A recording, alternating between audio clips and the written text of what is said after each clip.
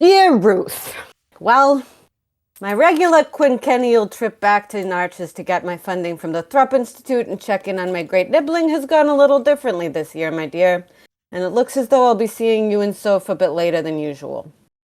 To start, it seemed like Aster was out of town, and Hale supposedly had no funding for me, but after a little applied pressure, I learned that Hale's son Bazel has gone missing out of the city, and he'll fund a search and rescue trip, so I figure, take Bazel's son Wayland along. He seems like a smart kid. Get the funding, find Bazel if he's still alive, and it all works out the same anyway.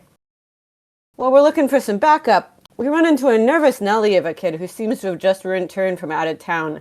Is trying to figure out who might have been working with this worthless dean who was mostly killed by a river spirit in good riddance. A kid who may very well be a genie. A smooth-talking kid who nearly got taken out by a very shady-sounding dean who is spearheading some very shady experiments with creatures from the wilds, may leeches drain him dry. And the Grey Folk kid who's mixed up in this too and seems to be down to be hired to go back out into the wild. So we go back to Wayland's workshop to try to make a plan, but there's too much we don't know. Politics stuff. Something about the College of Reclamation, but you know I don't know anything about that. And the kids were so twitchy, I thought, why not go see Natalia and Orach to see if they can help? We went over. Turns out it was the middle of the night, but no big deal. Family's family. Their lives needed a little excitement anyway. Orach had some good information, which I have forgotten. No big deal. I'm sure the others remembered it. And more importantly, Aster was home and seemed excited to be involved. In the end, we figure Arch is a little hot right now, so we're gonna head out. Thank goodness, because these buildings are making me a little itchy. But first, we've got to go get the rest of our funding from Hale, and Aster needs to check in with their cult. Order. Same thing. I'm glad to be doing it too. This stuff is usually just silly, but nothing's more important than Aster's safety, so I want to see what they're about. Looks like I'll be crossing paths with you and Soph later rather than sooner, all things considered. But hey, maybe when I do, you'll finally meet the nibbling in person, and this Wayland kid has a friend named Mr. Pushka, in whom I think you'll be very interested indeed. My love to the rest of the Abadi clan, and may the waters carry you safely. Cass.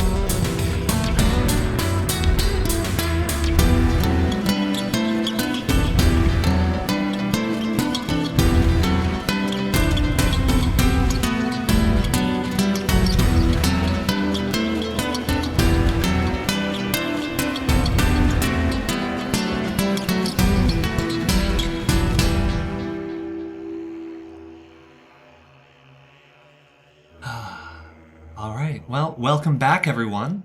Welcome to the Children of Ash, an RPG real play podcast where we tell stories about the world after the world. I'm Dylan, your storyteller and game master for the evening, and surrounding us once again is our table of players. Say hi, everyone. Hi, everyone. Hi. So last episode, we had a new player join us in the festivities. Jules, we didn't want to introduce you up front and spoil the surprise, but now that we've met your character, why don't you introduce yourself and then tell us a bit about Aster? I am Juliet. I'm in Brooklyn. I am a cousin of the game master. I play Aster, a well-to-do missionary for the Order of Dianthus, which is not a cult, with unlimited cosmic power Aster would probably first eliminate all mosquitoes from the world. With absolutely no worries about ecological repercussions. No. I think, yep, we've definitely figured out Aster's bottom line. Yes, so every week, or every episode, I suppose, the players are coming to the table with a prompt that they can either roll with as their character fact or completely ignore. As Juliet just introduced, this week it is what would your character do with unlimited cosmic power? Hi, I'm Josh. I play Derek Henridge, a hyper conscientious bookworm with a penchant for over-explaining.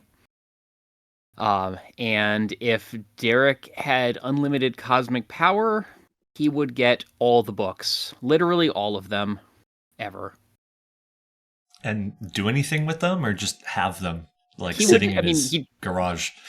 Read them he would spend most of his days reading them, but all the books is a lot of books, so most of them would just sit there meticulously organized. I'm Becca. I play Tess, otherwise known as the Kestrel, a 70-year-old artificer. The subclass is the Totemist from the Wild Court, and who mostly spends most of her time in the wilds. And if Kess had unlimited cosmic power, she would just, she would be able to make people leave her alone whenever she wanted to be left alone. Yeah, I could get behind that. Hi, I'm Valentine. I'm playing Res. Res is a young rogue based on the Nations and Cannons background of Dilettante, and he is as curious as he is affable. With unlimited cosmic power, Res would learn all the secrets of the world. He would walk through library walls into hidden halls. He would learn the secrets of the Artificer and the truth of the old world. He would travel north to the lands of the Grey Folk and see how they live without walls. He would find ways to walk into the wilds deeper than anyone has ever been before and see secrets nobody has seen since the coming of the tides. With all that knowledge, he would help the rest of the people on the Serpent's Run gain independence from arches. Not because he hates arches, but because he hates bullies. So just like a couple things, like, Just one thing, really. Just wants to know stuff. Yeah. There's so much. It's not his fault. There's so much to know. Hi, I'm Peter. I play Davith, a fighter from the north, the frozen north, who's trying to make a name for himself, specifically against his twin brother.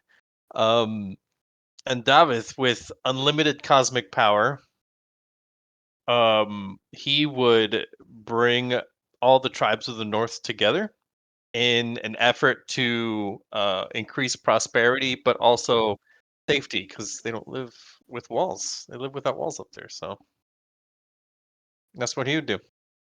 Hi, I'm Jesse. I play Wayland Thrup. He is an 11-year-old, just your average, humble, adventuring boy genius. And if he had unlimited cosmic power, he would fix everything, because everything is a little bit broken, and if things weren't broken, then everything would just work. Everything like mechanical and People and systems and machines and everything. Yeah. Interesting. Nice straightforward request. He's at 11. He's still working on that, sense of full morality and development there. okay, yeah. I guess he is a little too young to realize that the system is working exactly as intended. Yeah, that's 13 when he starts to grow his hair out over one eye and gets a little emo like, yeah. Yeah, And starts enjoying Spider-Man 3. Yeah. Oh, one enjoys That was a low blow. Who are you kidding? You know you all loved that scene. Anyway, all I do. right. Oh, sad. That is the reaction that I shoot for. I do like that it started like 2 decades of Spider-Man dunking on itself, though. Like, so many of its movies have made fun of that scene. I'm kind of here for it. Yeah. Worth it. I just recently rewatched Into the Spider-Verse, and that moment was so good. I'd completely forgotten it existed. All right, so I guess it's my turn. I don't think it really makes sense for me to say what the world of Athumla would do with unlimited cosmic power, because either I would tell you way too much about the world and ruin some of the mystery, or I don't know what I would say. So, totally unrelated world factoid. Figured I would explain a term that the players have been hearing. The audience has been hearing a bunch. That some of the players have been saying. I don't even know if we've explained it to the full table yet, and that is trolls. This is a term that I think it was Jesse came up with. To describe the peace wardens, the local police of the official government of Arches. There are multiple forces like that, depending on where you are in the city. And actually, first to all of them, honestly, as basically, it's kind of like saying pigs. They run a city of bridges, and who gives people problems on bridges? Trolls do. So, Jesse and Valentine have both been contributing a lot to the language of Athumla, and that is just one little tidbit you've been hearing a whole lot of. So, let us begin. Aster, you find yourself once again, as you've been finding yourself every night since you arrived home, in a white room. So brightly lit you can't make out corners, you can't make out the walls from the floor, from the ceiling. All you can make out is in the center of this room, there's a pedestal. And on that pedestal is a vase. A vase covered in a crystalline structure, almost crackling with what something in your bones tells you is some kind of growth, as the crystals just seem to move, not when you look closely at them, but when you look kind of slightly off to the side. They reflect this light everywhere in rainbow patterns that don't really help make out the shape of the room.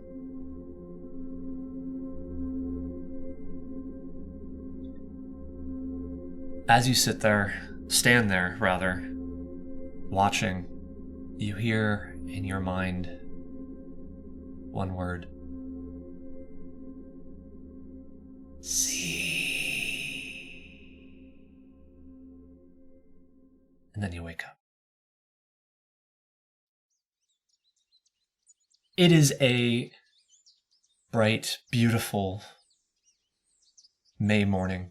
It's May 31st. The year is 243, as it has been for so long now.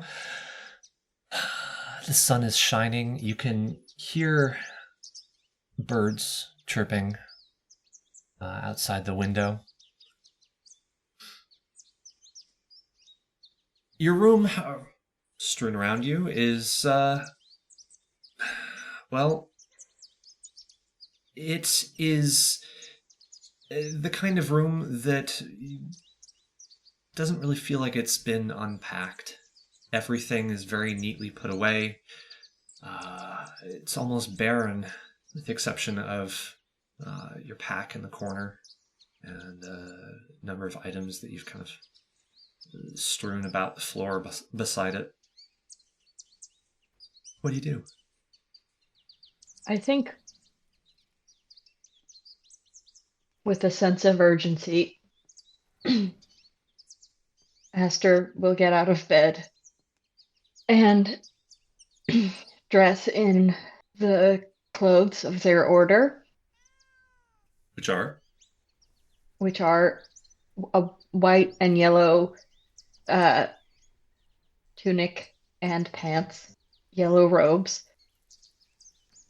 and head downstairs to look for their Aunt Kess. How late has everybody else slept in? Who's awake by now? I'm probably awake. Derek's an early riser. So David as well. Not Rez. Rez is asleep. Wayland, you were at you went back to your workshop. Anybody go back? Who went back with you? Just me and Mr. Pushka. Okay. All right. So, Valentine, you said you would have slept in? I mean, to a point. If there was Okay. activity around me, I might have woken up. All right. So, I'm going to say, Aster, as you make your way downstairs, you can hear ahead of you your aunt, Kess, in the kitchen, probably foraging for food, with the voice of two of the other... Oh, well. I was going to say two of the other strangers, but one of them isn't a stranger. You can hear Derek and David, the quiet man who was new to you last night, rummaging around with her, chatting briefly. You can only marvel at the fact that your parents either have not woken up or are perhaps intentionally staying in their room waiting for this chaos to pass over. Good morning. Sir, you're up. Morning. Good morning. Have we all found what we're looking for in here? Just making a pot of tea. Thank you for this food. Yes, thank you very much for your hospitality. Is quite impressive. They're looking around the room. Are we missing one? Well, we're missing two, technically, but that one kid is sleeping upstairs. I don't know about the rest of you, but I'm pretty eager to get on the road. Yeah. Had strange dreams. Interesting. Can go wake him. David, you know him the best. Go throw him out of bed. David wants to just yell at the top of his lungs. Res! Come down! Oh. I guess I'm loud enough. All right. It was quite loud. Yeah, from the other side of the house, Rez, you hear a low rumbling shout from a voice that you definitely recognize. You, in your tired stupor, you don't know what was said, but you know there was a shout. And you come awake in a bedroom not too dissimilar from Aster's. Your room, however, there are no personal belongings other than perhaps what you brought. It is a room very finely laid out. There is a dresser that has, nice little runner over it with a few candles that look like they've never really been lit, but are definitely placed there. There's a bowl filled with river stones of various unusual colors. The light is streaming in through very thin curtains.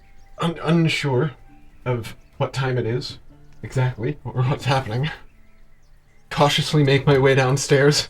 Is it a fight? I can probably tell from the lack of ongoing clatter that it is not. As you make your way into the kitchen, you just see the group of them all standing around. Bits of food and some of their hands, and as you enter the room, they all look to you. Who was that? Kestrel? You got a set of lungs on you. David motions to Aster and says, "There's your missing one." Uh, I outsourced. Good morning, Res. Good morning. Sorry, it's been a while since I've been able to sleep well. What with the fearing for my life and all. Thanks for letting me sleep in. Where are we going? What's first? Asta was just telling us about a weird dream. It doesn't bear describing. You know how boring one's dreams are to an audience. But we were going to make a stop first with your little fellow. No? Maybe we should collect him? Yeah, let's check in with Wayland. All right. You gather your things. Make your way out of the house. Someone give me a perception check. Oh, straight 11. Just one of us Okay. or everybody? I mean, whoever wants to. 19. All right.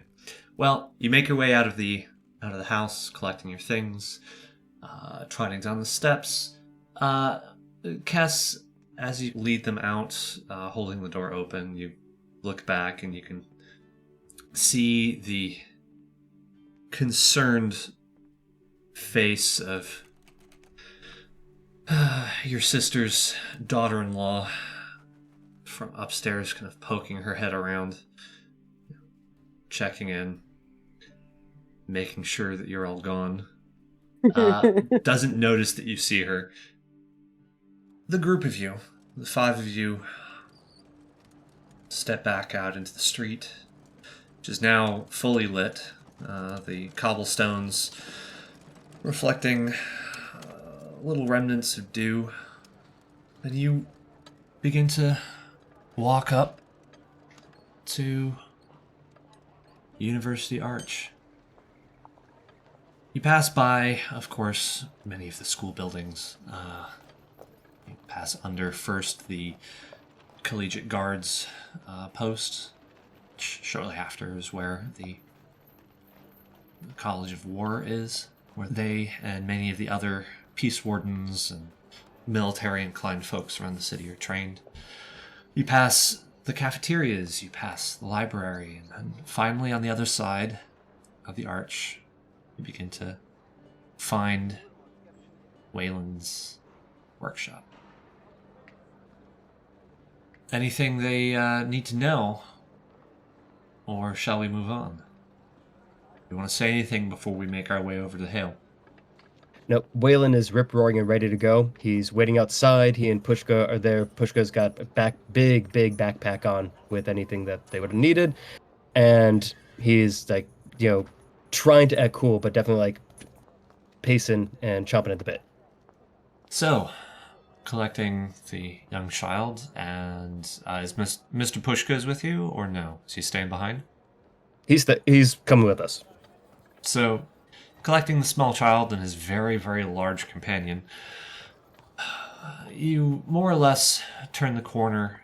Wayland's workshop is right down the street from the Thrupp Institute of Archaeotechnology. It is a relatively austere building, honestly. That's big, but plain brick for the most part. Big square doors. You pull them open and make your way inside. With a little bit of sweet talking your way up, Wayland, you and Kess are ushered up to Hale's office. The rest of you, unfortunately, are requested to sit back, especially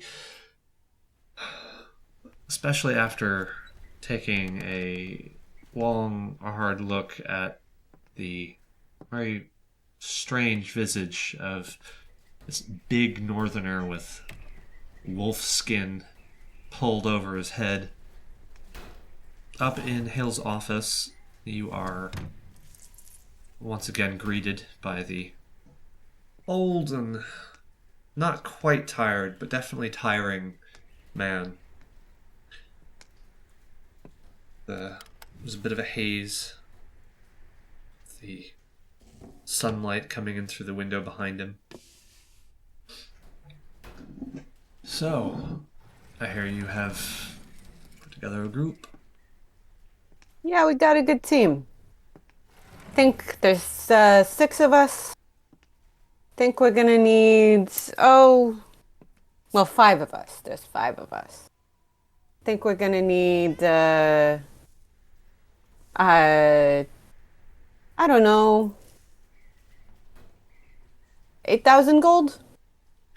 Make a deception check on the 5-6, especially as I saw Wayland there counting on his fingers. Very confused for a moment before I assume getting the idea. That is a natural 20. I never get those.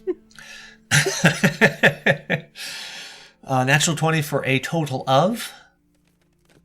Oh, 20. Okay. All right. He looks over down at Wayland, back up at you.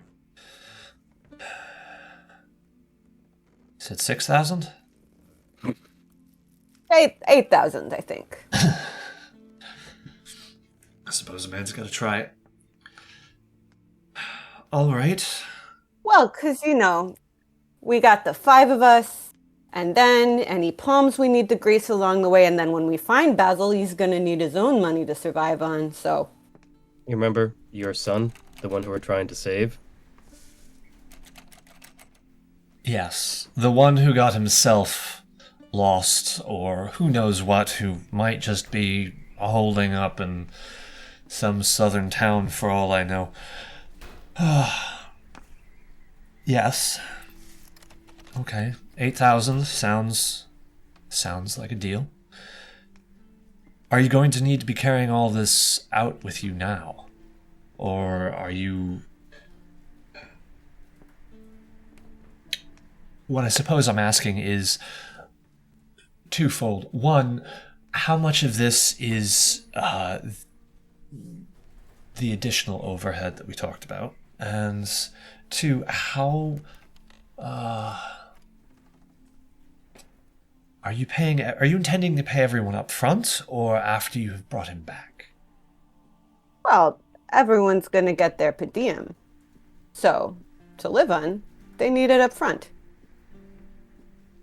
And again, you wouldn't want us to be out there and need it and not have it. I also would very much prefer that you don't take all of the money with you onto some journey only to be robbed? Swindled? Yes, what is it, Wayland? Yeah, Wayland puts down his hand.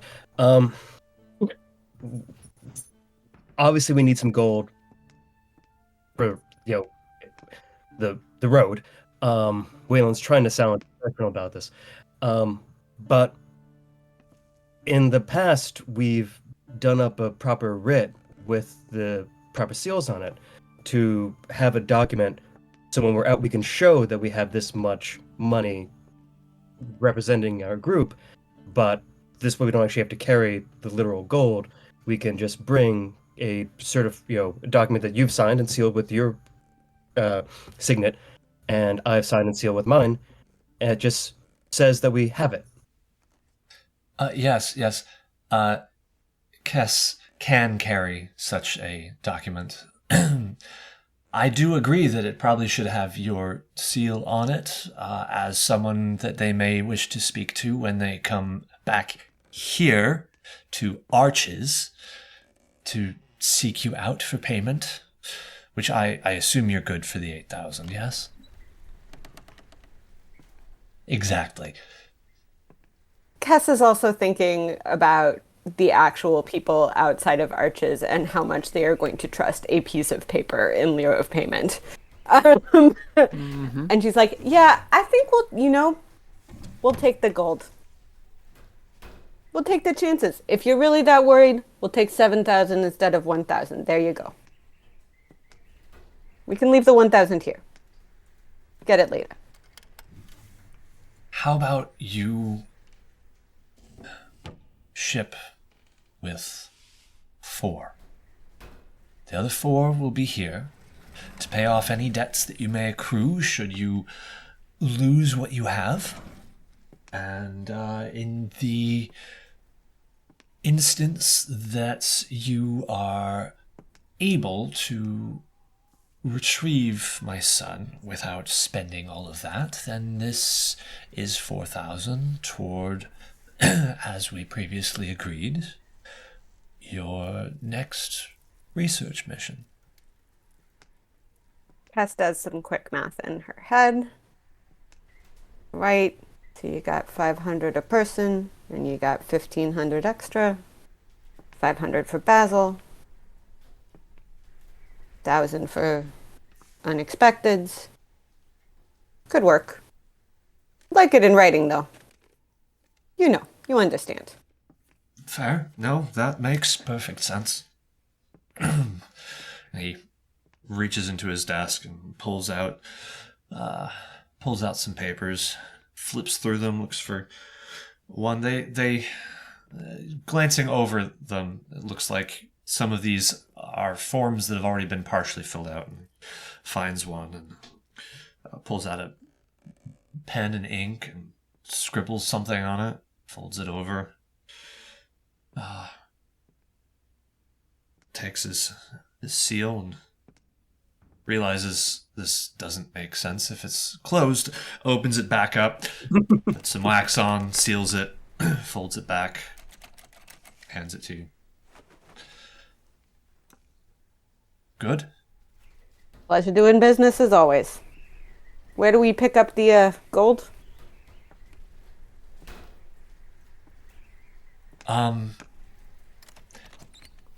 I think that it would be best if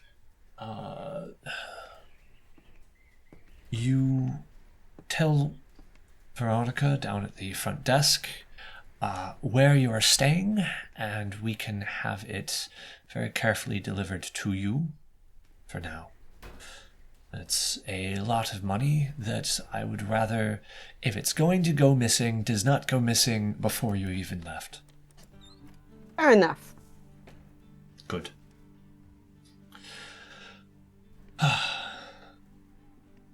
Anything else? Pleasure to see you as always, Haley. Sure. As soon as we're dismissed, Wayland goes out first. He wants to get out as soon as possible. Wayland, I believe your uncles have a few tasks for you. If you would check in with them in the second laboratory downstairs when you have a moment. Thank you. Sure. Of course. And he says all those back to him and just keeps walking out. Turns back to his desk and starts fiddling with something in a drawer as I suppose you leave, or is there more that you would like to? Nope. Okay. I'm gone. All right. What do you do on your way back down? I turn to Wayland and I say, "You're not going to check in with your uncles, are you?" Oh God, no. No. Have Did you not met think so. them? No, let's not. Yeah. And it was Vanessa? Veronica. Veronica. So yeah, I think we probably check in with Veronica and tell her to send the money to Workshop or Moresti's house. What do you think? Moresti's. That, like, you haven't met my cousins yet. We're not putting the money in my workshop unless I set up proper booby traps. Great. So ask for the money to be sent to the Moresti's house. All right. You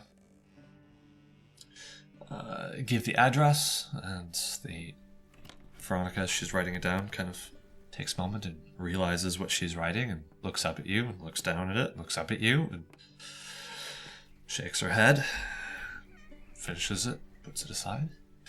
The money will be delivered by the end of the day.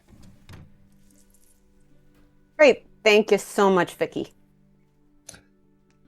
It's Veronica. Never mind.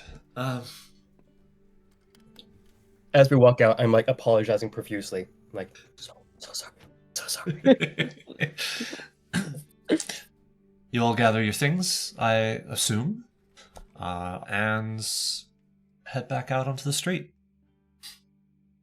And I'm just going to catch them up with how much money we have, where it is going to, this piece of paper that I have, all of that stuff. So imagine that I told you. Good.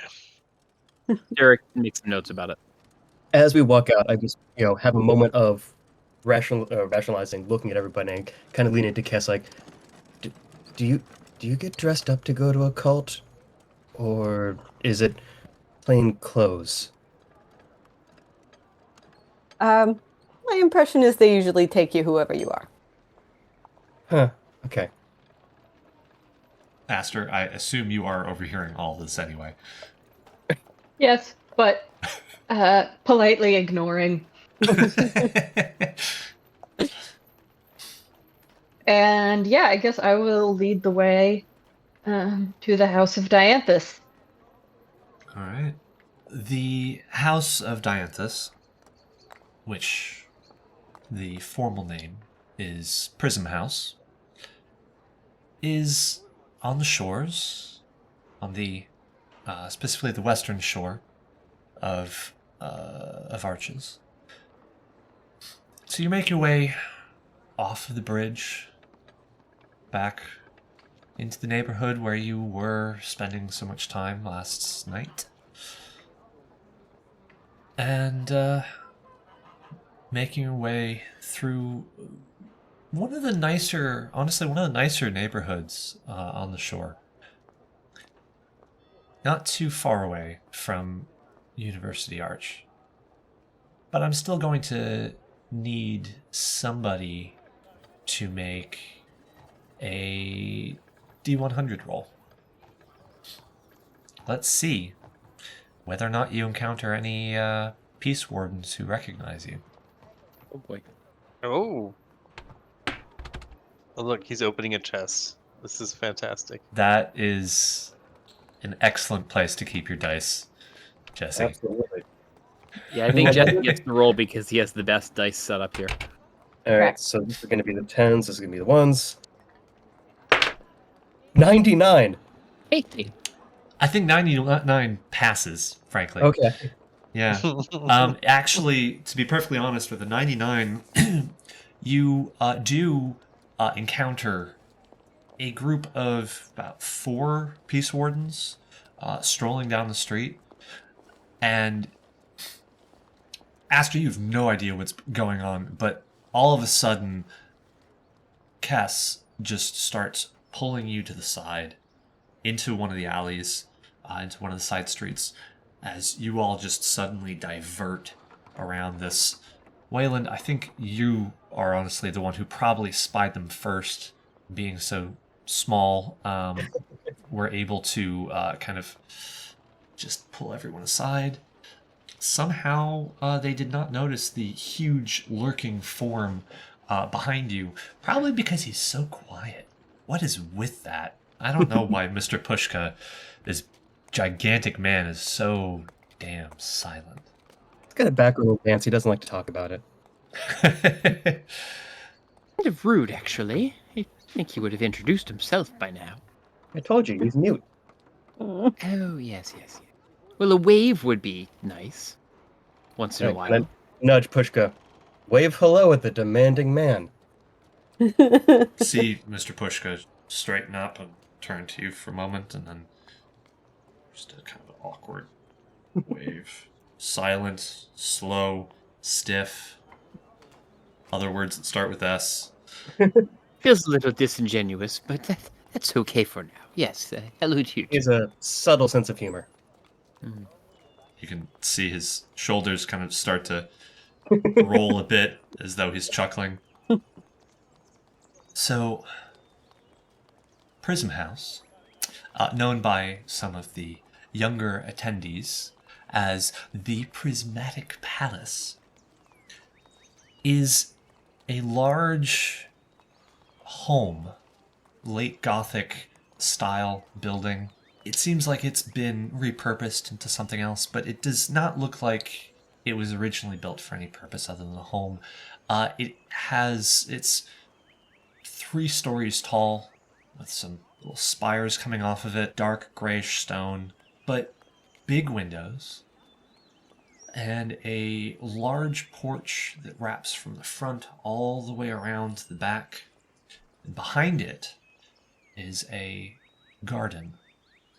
You can see it from the front because this garden turns into a public park. It is a very large space, one of the larger green areas in the city, honestly. Tall arches, pointed windows, just a bunch of intricate details. As you walk up this dark and almost intimidating exterior begins to give way, as you can see the inside is decorated in colors, and there are, as the name might suggest, little prisms in every window that are just shining rainbows throughout the entire space. There are a number of folks just milling about. So you kind of come up and just walk right into the front door. It's a bit of an open floor plan.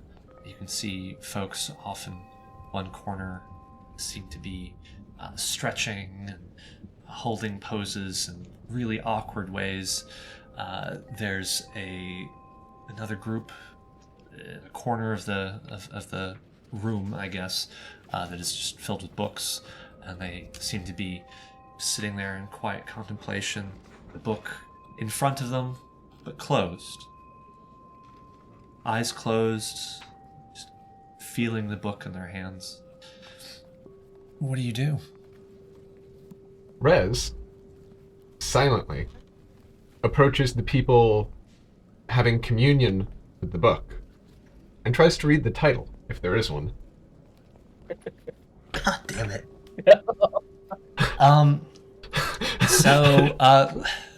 Let's see. Give me a perception check.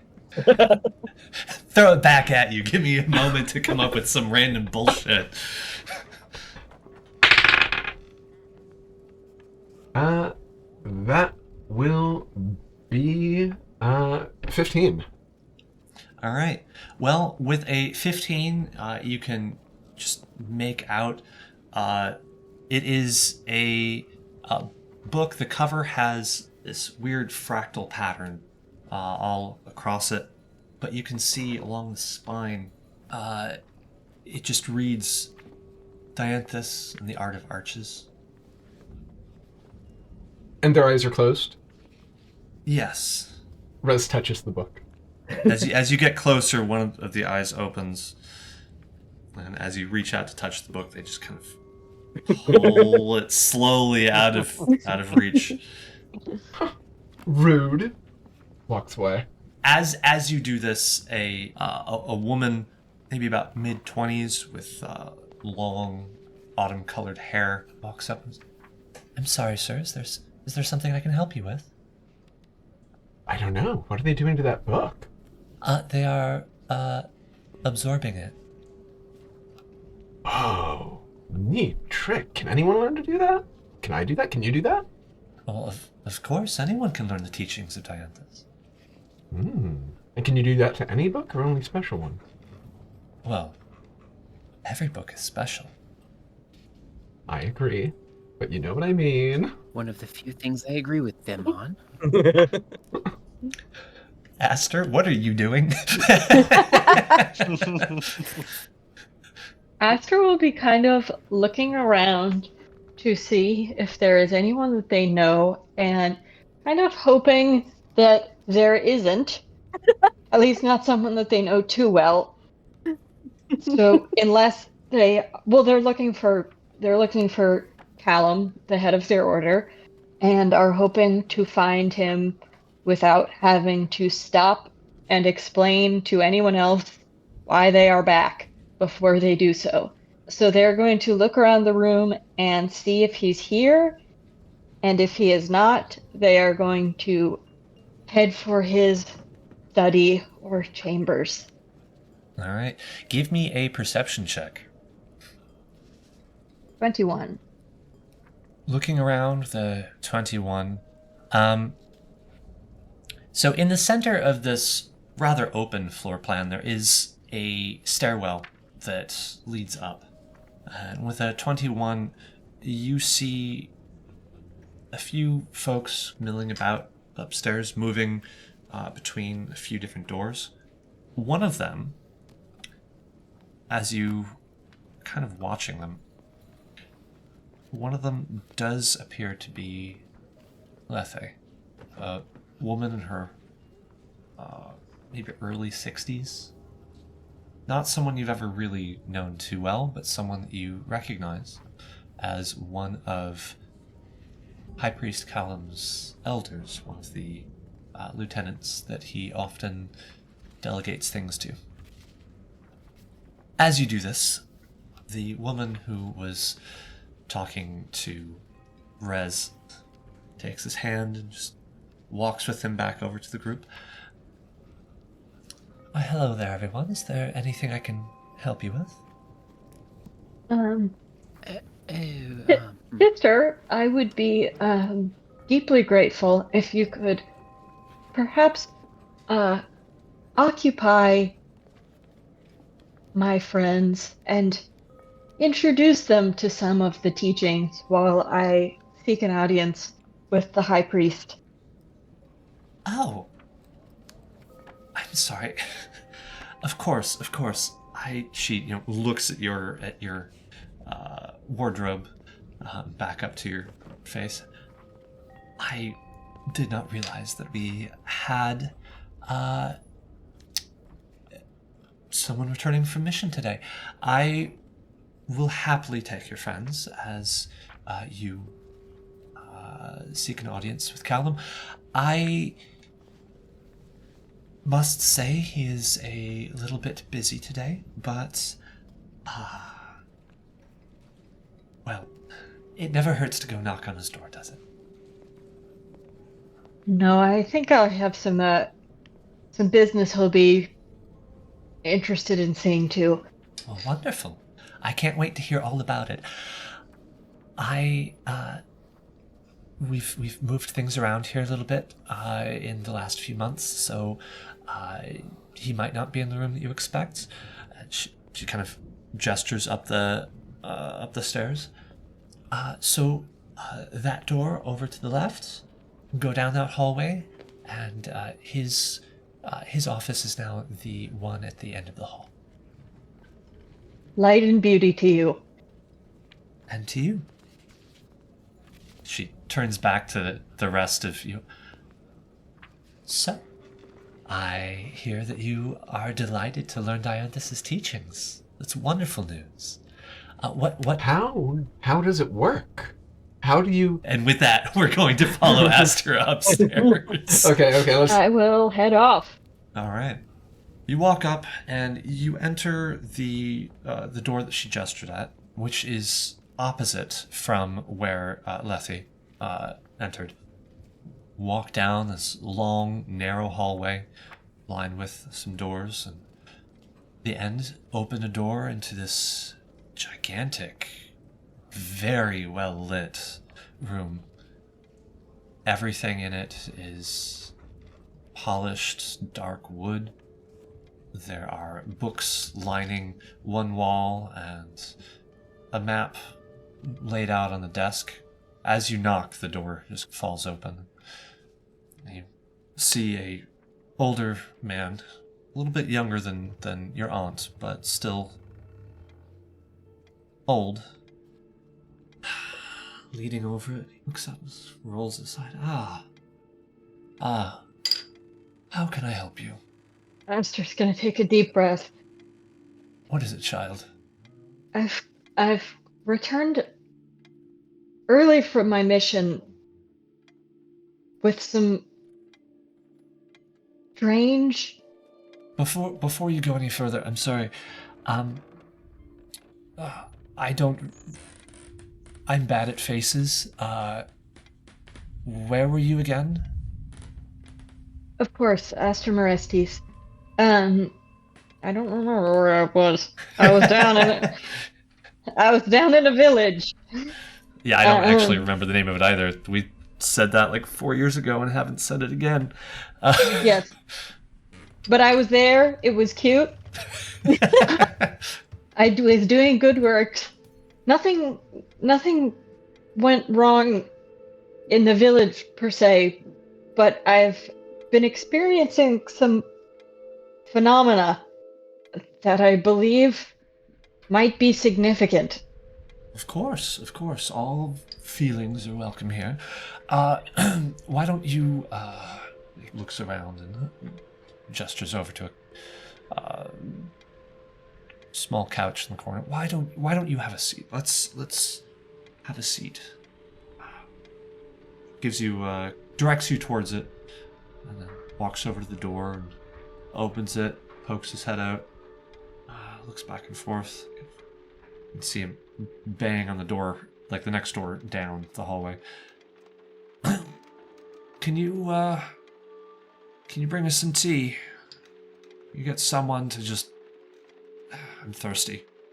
He closes the door. And sits back down. All right, then. Now, tell me, what's going on? It sounds strange, but I've been experiencing what I can only describe as visions. The first, I was during my initiation, and I thought I attribute it perhaps to the excitement of the experience. And a bright light overtook me, and the one word I could hear in a strange voice was "thee."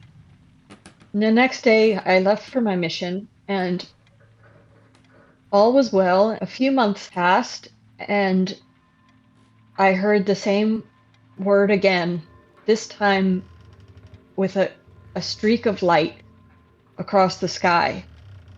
And since then, the same voice has appeared to me in dreams, swathed with bright light, and sometimes, most recently, in rainbows, like the prisms in our windows. It's a room so bright I can't see, with an urn at its center. Are you insinuating that you... Sorry, not insinuating. Are you saying that you believe to be speaking with Dianthus? I don't want to be presumptuous, but Oh, I don't... No, of course not. No. Such things are...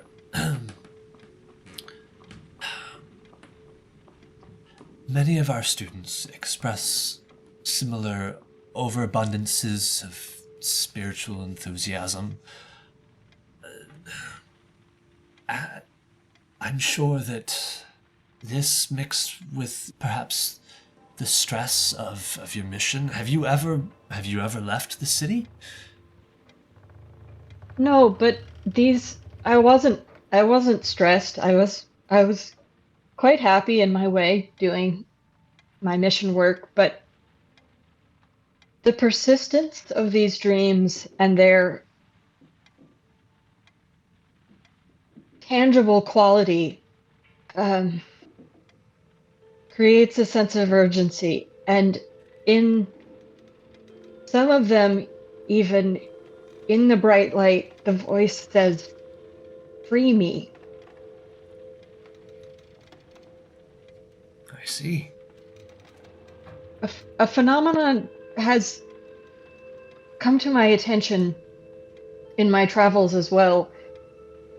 An urn, a different kind of urn, some companions and I found that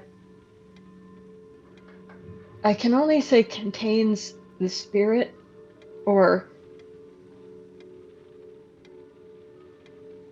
non-corporeal aspect of an artificer from long past, and I fear our own spiritual leader may be trapped in a similar fashion.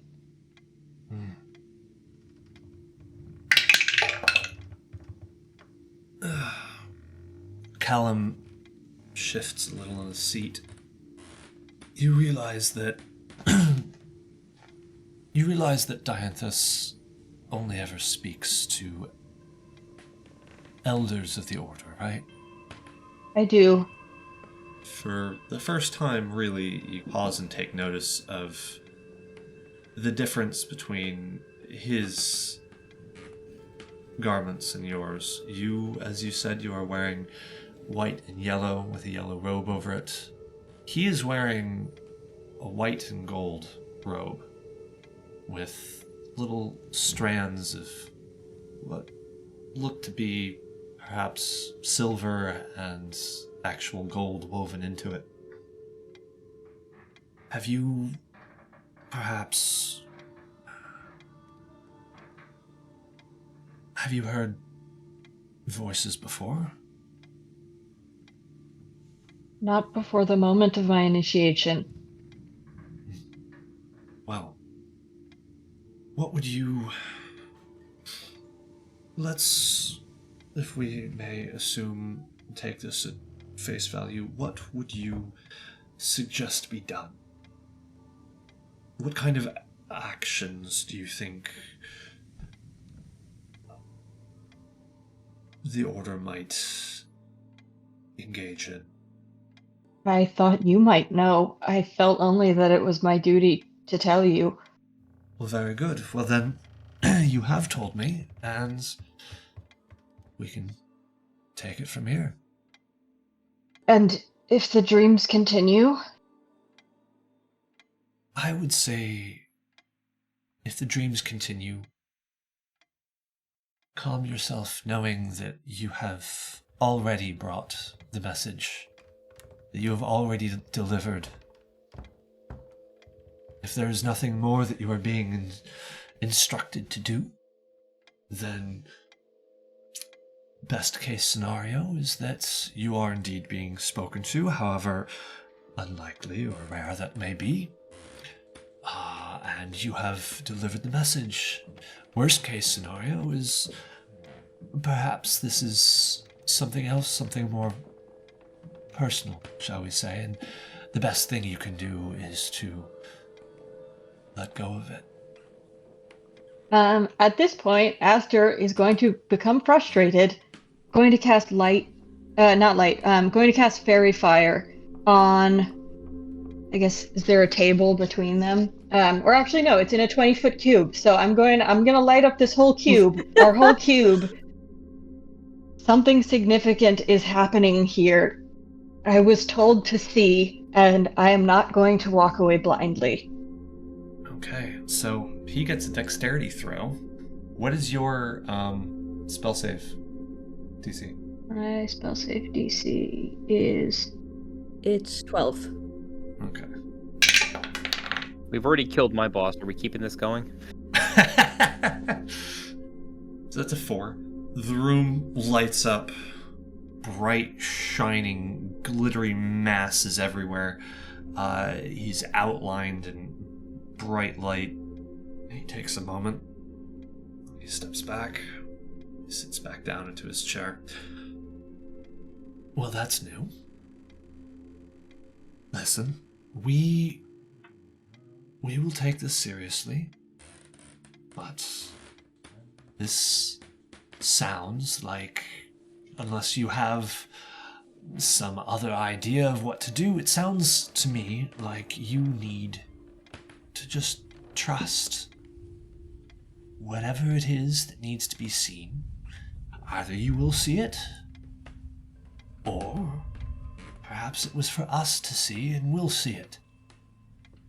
Looking down at his robes, which are glittering even more in the light, trying to shake off these little bits of these particles of light that seem to be clinging to him, just kind of trying to brush them off. Have any other initiates been thus affected? This is... No. This is new, as I said. And I'm going to have to confer with Arian and Lethe about what exactly we do here. But I can't give you any promises. I can't tell you what will or will not happen. I can only say that perhaps you need simply be patient. And I have leave to follow these visions where they may lead me. You have already abandoned your mission. I think that you are probably... I would advise caution. I would advise patience. I would advise perhaps being a little bit prudent about... He flicks another particle off of his robe. About this. I will. It lasts a minute. I can't dismiss it. So it's just going to last a minute. At this point, it is kind of slowly beginning to fade. You are having a conversation. It's not like... It's concentration, so you can dismiss it. Oh, yeah, it is. Yeah, it is. It is? Yeah. Okay. Yeah, so I will dismiss it when he says that. Around this time, you hear a light knock at the door. Yes, come on in. Come on in, Carol. And a woman comes over with a tea tray and sits it down on the desk. But in that moment, we are going to pause up here, and we're going to go back downstairs to the rest of the party. So you see, everybody, Dianthus is a wonderful, wonderful being. Light, art, everything. Now, if you would, and this woman begins to gesture for you to walk with her around the grounds. What are you doing? Derek is trying not to ruffle feathers and also trying to do as little as possible to engage them in conversation because this whole cult is ridiculous. And also loud and annoying. I'm following, but my head is kind of on a swivel, looking at like other peculiarities of this place, like people absorbing books with their hands. Wayland, for the first time, is feeling a kinship with Derek. Sees him trying to hide his emotions. Like, good, it's obvious in his face. I don't need to show it. Okay. But he's kind of grumbling, got his hands in his pockets, real petulant kid, just... Davith is just following and is also, deep down, waiting to get on the road and make that gold. Cass is playing along and trying to figure out what this is all about. Hokey pokey. Sorry, I could not. All right, everybody give me a perception roll. All right. That's a 1. 11. 13. 16. 9. So, as this woman who introduces herself to you all as Alara is pulling you around, there are a few things that you notice. This lower portion of the house, very open for the most part. There is a large dining room off to one side. The library is open to the main front hall. Things that are very unusual. The kitchens, there is a door closed off to them, off to the side. There is a stairwell that she mentions behind a door. Goes downstairs to the basement. She says, it's all right. Nothing. Nobody ever goes down there. It's mostly just rats and food storage. And that porch that wraps around comes back to gigantic French doors that open out to it and beyond it down to the park. In the gardens, you can see there's a pool, not a pool like a swimming pool, but a pool as in, I mean, there are people swimming in it, but more like a artificial pond. But as you are being pulled out of the house, Rez, there's one thing that you notice. You spy behind you, walking down the stairs, a woman that, as you see her, there's something that is very familiar about her. She has her shoulders back, head held high. She's walking down the stairs with something of frustration. You can see her pace back and forth, a circle for a moment, before storming back up the stairs. Unlike everybody else here, she is not wearing the robes. She is not wearing anything other than the dark tunic and jacket of the university. I turned to Alora. Alora, wasn't it? Alara, yes. Alora. Do you have many ties with the university here at the sect, the Order? Oh, I mean, of course we have. I mean, many of our members are, in fact, students, or we even have some professors among our ranks. I'm not great. Order of Dianthus was... Sorry? I'm not great with faces. The woman who just walked inside, I think she's a friend of mine, but I'd be embarrassed to go up to her if I'm wrong. Do you know her? She turns, and at this point, the woman is gone. She has walked back upstairs. She's tall, wearing dark robes. Let me know if she comes around again. Let me know if you recognize her. Okay. As I was saying, we were founded, in fact, by scholars. That's how we came to be. That's how we know the ultimate truth of Dianthus comes from scientific fact rather than just... I'm sorry, what was that? Oh, nothing. Just no. just a twitch. Yeah. It's a tickle on my upper lip is all. No, just Contagious. yes. Now, Derek, these people can read books without cracking the cover. I would think you'd be all about learning more about this group. Oh, yes, if such a thing was possible, I certainly would. If you'll excuse me for a moment, I'm gonna go see if she is my friend. Just one moment. I'll be right back. Don't wait for me. I run back up to the door, and as unobtrusively as possible, I poke my nose inside to see if she's readily visible. As you walk away, Alara just reach. I'm sorry. You are all supposed to stay with a chaperone on the grounds, but I suppose we can. If you don't tell anyone, I won't get in trouble. How about that? Okay. And she just composes herself a moment and then begins to walk you out onto the back porch. Rez. You walked over to the stairs and then up, you said? She is that where she went? Up? Yes, yeah, she walked up the stairs. Yeah, I'm just gonna see if I can go partway up the stairs and get a better look at her face. If she's not clearly visible, I suppose I probably won't push it too far.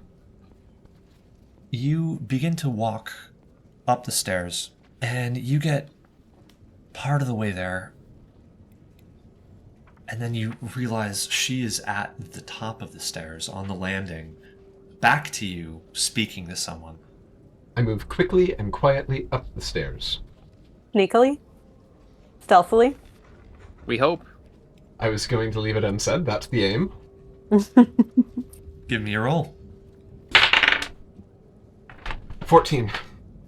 Well, with the 14, you feel like you're probably well hidden enough. You are remaining out of eyeshot of anybody. You're keeping her between you and whoever it is that she's speaking with. Are you going to try to listen in? I sure am. Absolutely. They seem to be having a bit of a quiet argument about something. You can hear the woman, I need to see Callum. He's busy. Look, there isn't enough time. I need more time. You said you could do it. Yes, but recent events they've caused delays. The date is fixed. It must happen on the solstice. Oh, fine. But I can't even begin to approach that without I need protection. I need further assurances. Any risks taken will be worth it. Look, afterward everything will be different. Everything will be changed. Everything will be fine. Look, I am not one of your zealots. I need more than that. Wait. What was that? Did you hear something? She begins to turn toward you. I no longer stealthily just make my way up the stairs, not looking at them as if I have an invitation, and walk past them. Give me a performance check. Heck yeah. Yeah, it's good. 21. They both kind of stop silently, turn to you. You can see them out of the corner of your eye as you walk past them. The person that she's talking to is one of the two women that you saw at the top of the stairs when you first walked in. Her, you don't really see very clearly out of the corner of your eye, but the woman from the university does seem to bear a striking resemblance to a certain dean. Mm-hmm. And then you walk past, open the door, go down the hall. Great. Is there another set of stairs down? Are you going to just start searching the house for another way down? I was wondering if there was an obvious one. No. Not an obvious one. No, you opening the door, you enter into a hallway that is lined on one side with doors. Each door, but then maybe 20, 30 feet further down, door. 20 feet further down, door, and at the very end, just a door facing you. I make my way down to the end of the hall. Mm-hmm. Knock on the door. I'm busy. Well, is it important? No, I'm just looking for the bathroom. I'm so sorry. I thought it was the store. I'm sorry. I'll find my way down. I'm so sorry. And in that moment, as you kind of begin to back away from the door, it opens. And there is an older man. I shouldn't have chosen the door at the end of the hall. That's the important door. In white and gold threaded robe, blue eyes, very seriously staring directly into yours, and over his shoulder, seated on a couch off in the corner, you can see your new friend, Aster. Oh, Aster. Hello, we were wondering how you were doing. I just came up here to find a bathroom and found you instead. How lovely. I'm so sorry for interrupting. I didn't realize you were having a meeting. Yes.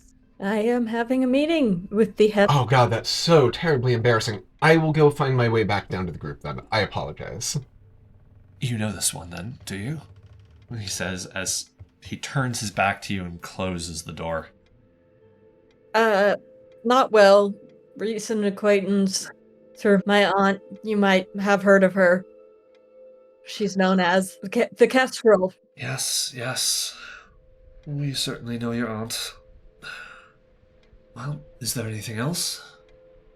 if there's anything you can tell me that might make sense of what is happening or what I might do, I want to do what's right by the order. I came here because I thought it it's what was best. And if I can make a persuasion check, I would like to make a persuasion check. Sure, go ahead. Oh. Da, da, da, da, da, da, da, da, da, da. Da, da, da, da, da, da, da. Ba, ba, ba, ba. That is a 22. Everybody dance now. What? 22. Callum leans back against the closed door, sits for a moment, thinks, and then looks at you. I think that there is a very good chance that this is nothing more than overactive spiritual enthusiasm. But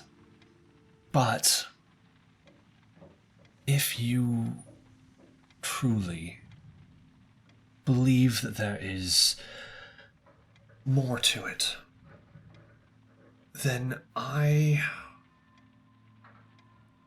would encourage you to speak to some of our patrons, for lack of a better word. We have a few members of the university who are exploring some of the more, shall we say, scientific elements of this entity. I will if he'll point me their way. I'm certain there's more, and I could show you, but as you mentioned, I am trying to be discreet. Very well. He takes a pen and ink and a small slip of paper, writes something down on it, and walks over to you and puts it into your palm.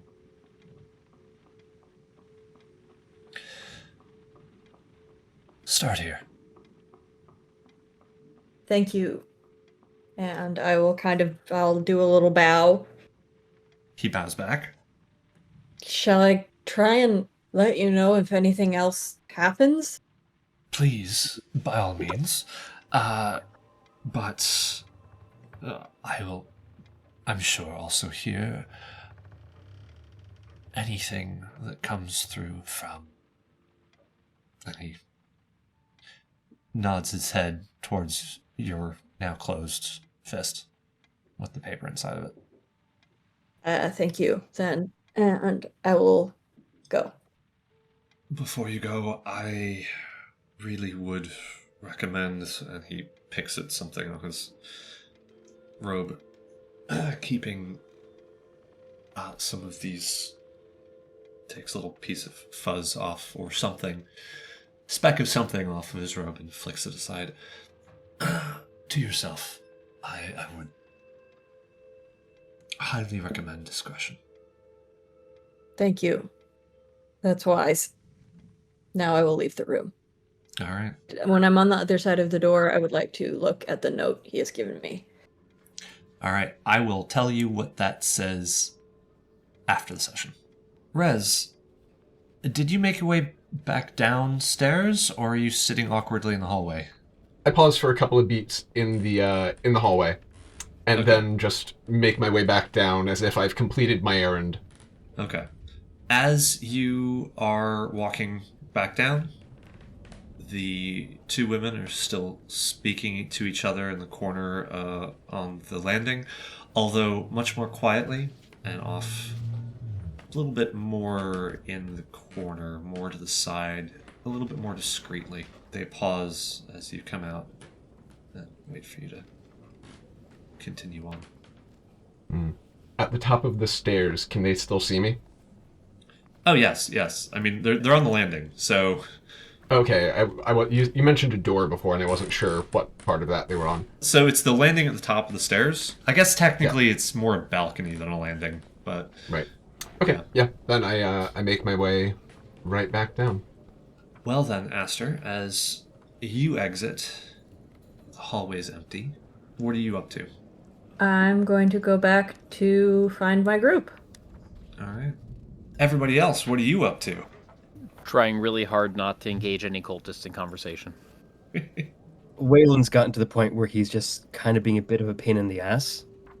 You know, he keeps bringing up the book thing and just going like, so this is amazing. If this works, if they can really read it through, we have to test it. I mean, we could set up a blind study where you'd have them with they think it's the book or that it is the book, and we could have a double blind study, and obviously, we'd have to reproduce it. This, I mean, if it's really happening, then I mean, this changes so much about about science. Oh, well, they're not actually reading the book. They're absorbing it.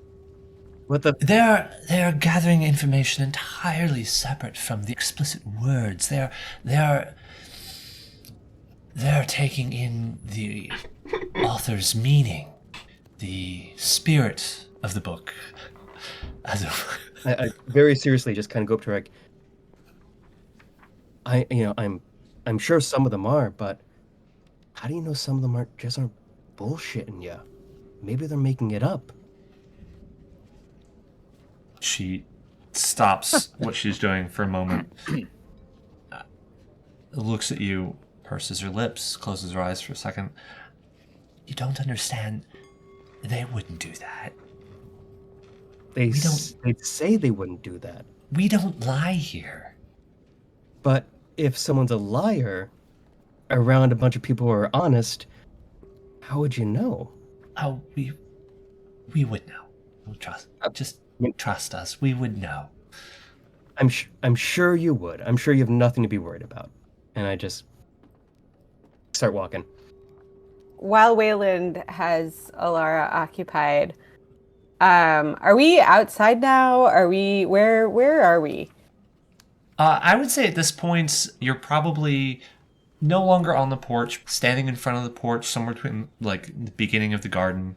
There are tall shrubs and trees, and it's a very cleanly manicured garden, but with lots of visual barriers to make it feel a lot bigger than it is. But you can still see the porch. It's an enormous thing. Great big stone steps leading up to a dark wood-lined massive porch, frankly. Alright, I'd like to then, while Wayland is maybe distracting Alara or not, I'd like to just kind of be ambling around a little bit and looking at everything really hard to see if there's anything that jumps out to me as being kind of out of place or hinky or anything like that. What kinds of things? Um, And give me a perception check, or I guess actually an investigation. This would be more investigation than perception. yeah, I think anything within the building itself, like if there seems to be something off. Like, I was interested in the basement that nobody goes to, but we're not where I can see that. So, like, if there's anything within the structure of the building itself that seems, like, built oddly, or any people that seem maybe a little bit less integrated into the zen of the place. And that's an 8, so... You notice some architectural features don't mesh properly. Feng Shui is way off. With an 8, kind of assuming that you've been doing this not just in this moment, but leading up to it. Yeah, so, I mean, as I said, most of the space is open, other than the few closed spaces that I mentioned. The stairs leading upward seemed to be a kind of a totally different space, because you saw doors, which you weren't seeing a lot of. But there's plenty of people down here just lounging, as far as you can tell, frankly. Sitting quietly. There's a young man off in the corner playing music. actually off in the corner of the porch, rather. Down off, kind of on the outside, looking back, I mean, it is strange that the prismatic palace is such a oddly dark building, but the windows and the prisms in the windows are certainly making the interior light up. Yeah, I mean, looking at it from the back, looking at the house from the rear, you can see off to the right, the street on the far side, between the side of the house and a series of shrubs. There's a side entrance underneath the porch, but everything else, yeah, you don't really see anything that jumps out at you too much. Tap, tap, tap, tap, tap, tap, tap, tap, tap. Yeah, but that was for you. That was tapping for you. Rez is just sitting there doing a little tap dance.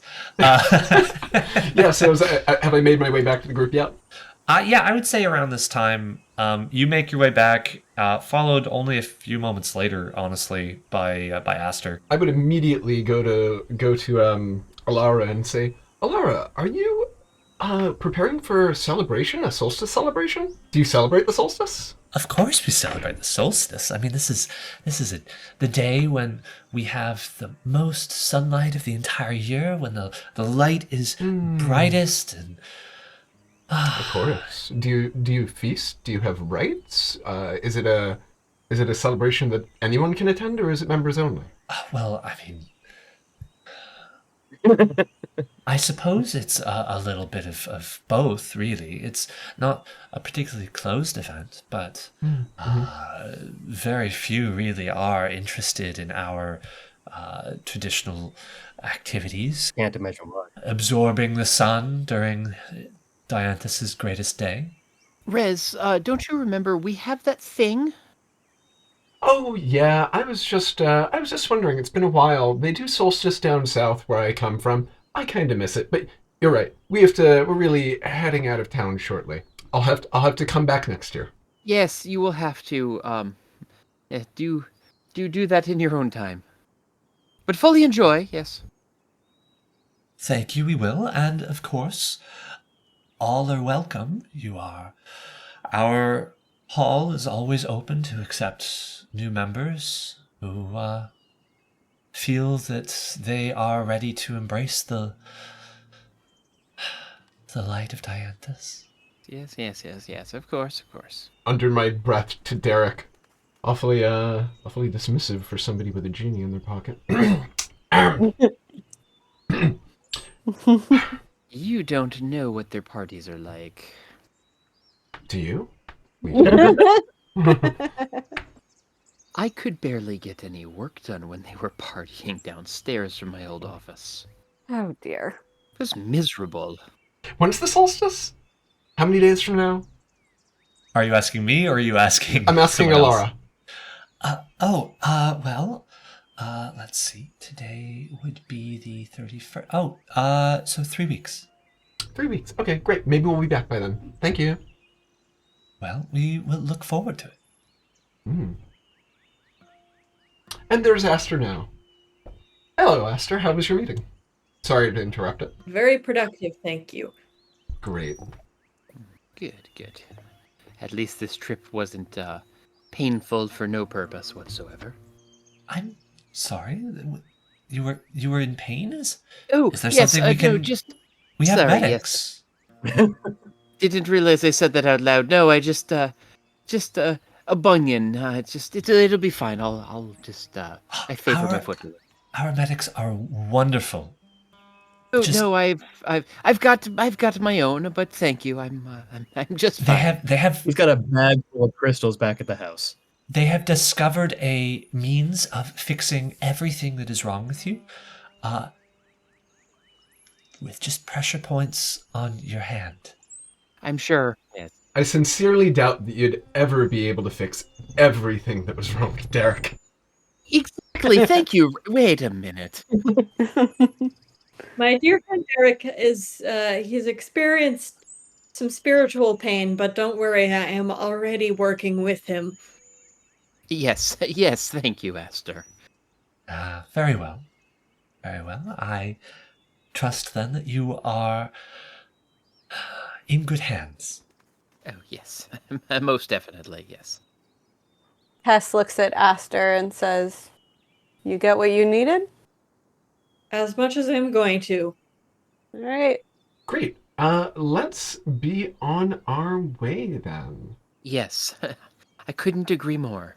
Davith sighs heavily, and he's like, "Finally." Wayland is practically pulling Cass out. He's like, thinks he knows where the door is, doesn't really care, just kind of like, all right, ready to go? We're going? Okay, okay. It's like when you take the puppy for a walk and they run ahead and stop, look back, like, you're coming, right? You're coming? Okay. What is everyone's damage? This place is beautiful. There's music. Pretty girls. What? Whatever. Let's go. Hang on a second. Uh-oh. That was a 4 in the performance roll. There is music. Ish. There's that one guy who just brought his guitar and won't shut Yeah, up. yeah. Wonderwall. Oh, God. No. Song ends, he starts playing it over again because it's the only song he knows. God, I thought I only had happy memories of summer camp. No, at summer camp would be leaving on a jet plane. Yeah, actually, dear God, it would be. Yeah, there was a lot of And content. what was the Free Falling? That's the song we Yeah, played. yeah. Yeah. Now, Yeah. despite Rez's diplomatic overtures, he does seem eager to get to the door. All right. Well then, are you making your way away from the house through the grounds, then lead into the public park? Are you going back through the house? Are you going around the side of the house to the street? Let's go through the park. It looks like a lovely walk. Can we get out this way? Oh yes. No, this is all. This is accessible to everyone. Oh, wonderful. This way, everyone. Farewell. And we are going to end there.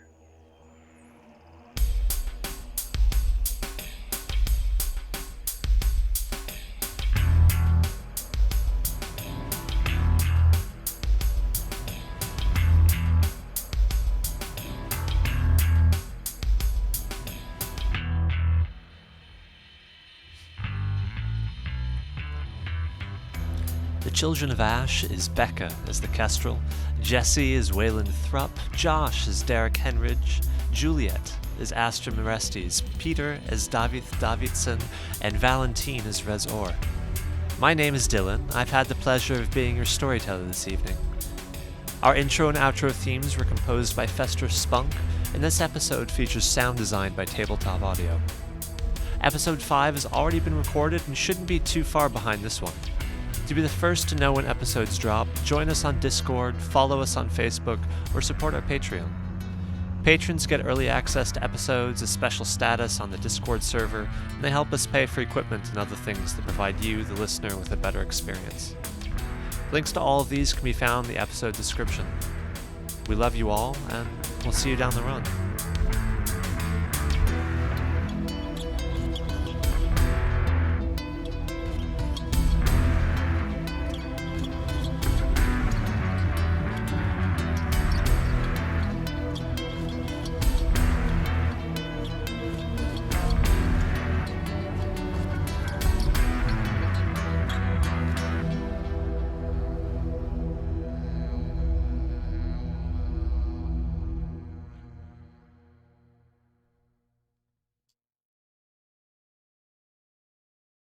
Uh-oh. Dylan. No, he's frozen. Uh-oh. I thought he was deep in thought, but Yeah, I thought he was being stoic. If we Hey, DM's gone. We can do whatever we want.